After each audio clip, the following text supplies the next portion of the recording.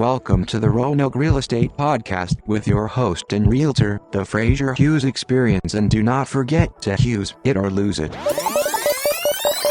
Welcome to the Roanoke Real Estate Podcast. I'm your host, licensed realtor in the state of Virginia, helping you sell and find your home. The Fraser Hughes Experience. Yes, the experience is real. Hook up with me right now on Facebook. Just type in the Fraser Hughes Experience or Fraser Hughes. You'll find me real quickly, or on Instagram at Hughes or Lose. Hey, I wanted to start off the podcast today with a quote, which I found, and this is on my Facebook. And, one of the things I'm known for is my dynamic marketing, and I really love the picture that I put this with, and the quote. You really have to see it to appreciate it. It's also on my Instagram, Hughes or Lose, or the Fraser Hughes Experience Realtor. And here's the quote. Before I read it to you, I want to give you the picture. It is a skeleton. And the skeleton is reaching for a bottle of water in the desert. It's 120 degrees outside.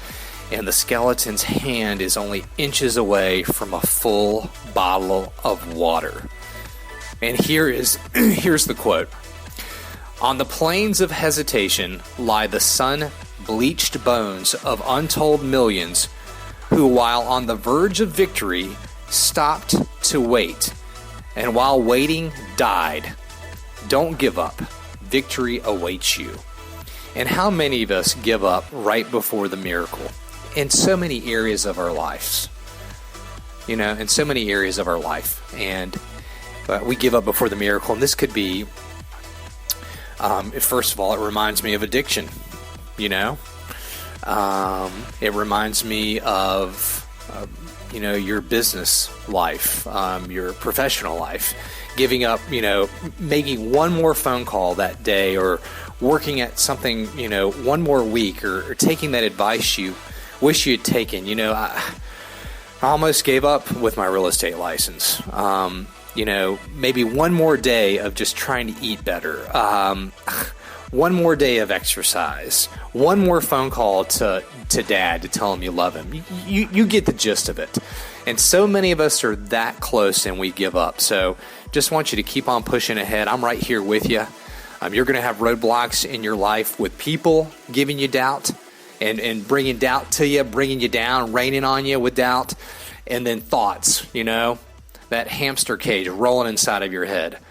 So just remember that, okay? All right, I am so excited to have on the podcast with me today. I've known her for years. Her name is Beth Fulp, and if you're a realtor or you're not a realtor, she can help you in so many different ways. On the call today, I have Beth Fulp. She is the founder and owner of Divine Flow, which is a multi-layered holistic practice focusing on finding creative solutions to overcome life's obstacles. And Beth, you've trained with some of the top teachers in the field for Reiki, Feng Shui, space clearing, chakra balancing, elemental energy, oracle card readings. You're a graduate of the Interior Alignment School of Instinctive Feng Shui located in New York City, and the Rock Girl Sacred Stone School located in Asheville, and currently live in Roanoke. And you can check her out right now on Facebook.com, your Divine Flow. And today we're going to be discussing what space clearing is and the value of space clearing before selling your home or after purchasing your home or anytime while living in your home to create a more peaceful, healthy living environment. And you had mentioned this to me about a year ago when it came to listing a property for a client. You said, hey, this might help sell the home. So I was like, I've got to have her on the show. So first and foremost, welcome. How's your day going? Thanks, Fraser. I appreciate the great introduction. My day's going pretty well so far. Thank you. Good. And, yes. So how did you get into this? What made you interested in doing this? Well, I guess since my early 20s, I've always been fascinated with, I majored in interior design in college, first of all, but ended up going into sales. But I always was gravitating, and when I would go in the bookstore, to Feng Shui books or energy books, and I don't really know why. And then years passed, and in 2007, I attended a workshop at a spa called the Marival Spa and Resort in Tucson, Arizona. And I did my first workshop on energy, and I worked with horses. And this workshop involves an old cowboy who was a drug counselor, and he used to use horses to help teenagers get off of drugs and alcohol permanently. I mean, his tools and technique worked. Now, I did not have a problem with drugs and alcohol, but he also used this at the spa to help people let go of fear and step into present moment awareness so they could feel more joy in their lives. Yeah, there's a place here in town. I think it's in Boone's Mill where they use horses for counseling for children. Yes, it's Healing Strides is one of them. Yeah, that's it. Healing Strides. I've heard of them. Yes, and so horses are very beneficial in working people who feel emotionally regressed because they're so large, and a lot of people are scared of them. So when they go up to try to bond with a horse, they almost feel like they did when they were a little child and they were scared of someone or something in their life. And, when they use the drugs and alcohol, they're just basically numbing their fears and their anxieties about something that has happened to them or things that they're afraid of. So this man took this type of work and brought it into the mainstream and basically connected people to this work who had certain obstacles in their life. And usually they stem from things that happen in childhood because, our parents are never perfect. We do the best that we can, but everybody's got some issue that they're dealing with. So after that workshop, my energy immediately shifted. I mean, I felt lighter.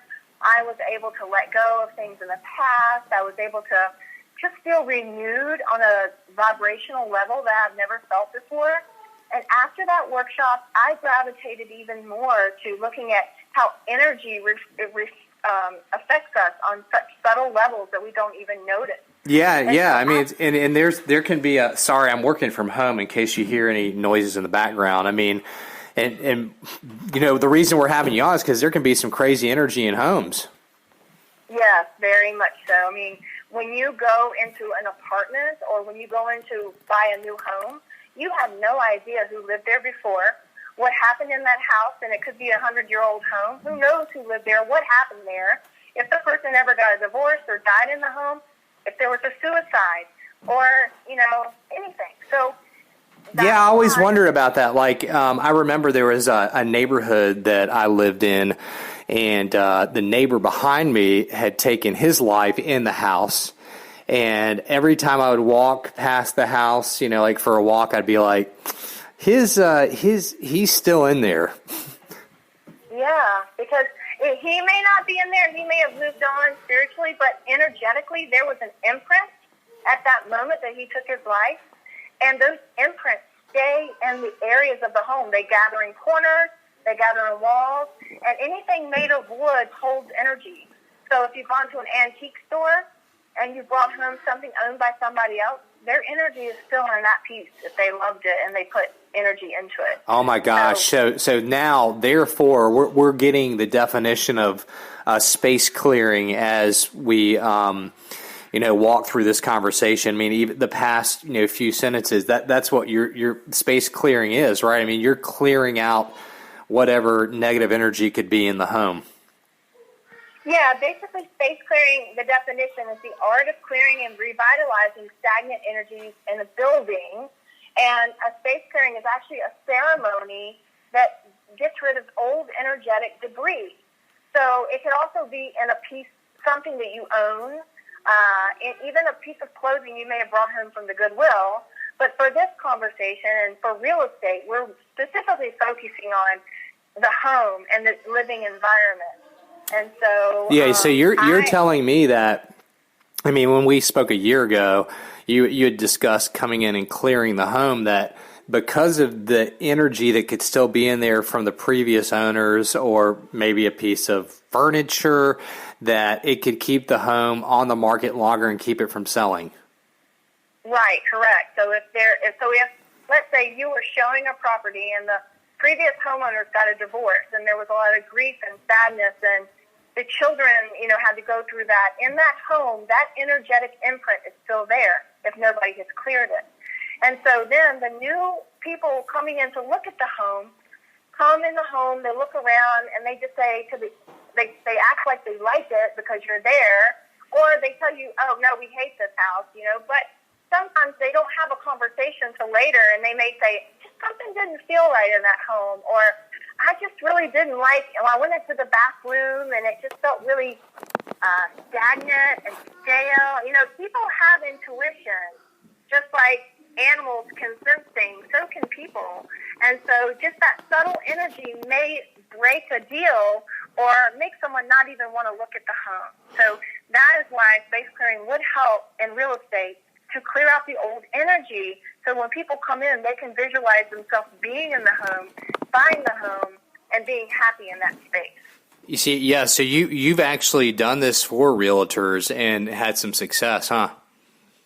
Yes, well, not really for a realtor. I get called by people that want to sell their home and hire a realtor. So before they hire a realtor, or for instance, I had a woman in South Roanoke, her home was on the market in the beginning for over $400,000.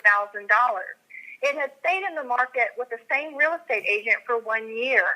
She got tired of paying the mortgage and keeping upkeep on the house because she owned another house at the lake. Yeah, she should have just dropped that agent after 6 months. Or three months. That is true, because sometimes agents can have stagnant energy as well. But the second thing was, she called me and she said, can you come clear my space? I gave her a quote. I came over. I cleared her space. I did suggest getting a new agent immediately. I did suggest a couple of things, like, for instance, when you come in a home and you see dirt on the light switches or any kind of smudges on the walls, I suggest that she had them all wiped down, professionally clean the home, and a couple of changes with paint color. She did all those things. She got a new real estate agent, and 1 month later, she got an offer on her home, and it sold. Boom. And on the Roanoke Real Estate Podcast today, we have Beth Fulp, and she's discussing space clearing. You can check her out, Your Divine Flow, on Facebook, and you are legit. I mean, like, you've got great energy yourself. So tell us more on why it's necessary and important. I mean, we know it's important so you can get the energy out of the house, but when you clear a space, are you clearing the other people that live there too, their energy, or how does that work? Yeah. Well, when I clear a space, usually the people are not in it. They can be part of the ceremony. I think that's highly useful when a person who wants to sell their home joins me in the ceremony, so that we can set the intention, because where intention goes, energy flows. So if that person who owns the home is willing to release the home with sincerity and put an intention for it to sell quickly and let someone else own the home and be happy there like they were, then that makes the ceremony more powerful. So I do clear them, the person I'm with, and because when you're in the middle of a home and you're using tools to clear a space, which I can tell you what I use in just a moment, but you're automatically getting your own energy cleared because you're in the space with all of that going on. So it's highly useful. Now, I will tell you again, this woman that I helped sell the house in South Roanoke for, about 2 years later, she had a real estate property in northwest Roanoke that she's had for years. She wanted to sell that as well. She hired me to clear the space. It had been on the market for 6 months. Within 1 week, she kept the same real estate agent. Within 1 week, it sold after the clearing. So wow. It's very profound. Well, this reminds me of, like, I don't know. I mean, I remember I lived in an apartment, and I knew there was a ghost downstairs. And is it kind of like getting ghosts out of your house? Like, I Googled it. I was like, how do I get a ghost out? I even did a radio show on it, on the Use It or Lose It radio show I used to have. And, it said you're supposed to tell the ghost to go to the light. Maybe he was there from a past life. Is this kind of similar? Are you getting ghost out, energy out? It can involve that. There are many earthbound energies that accumulate over time, and they usually come back to a place that was familiar to them. And so if the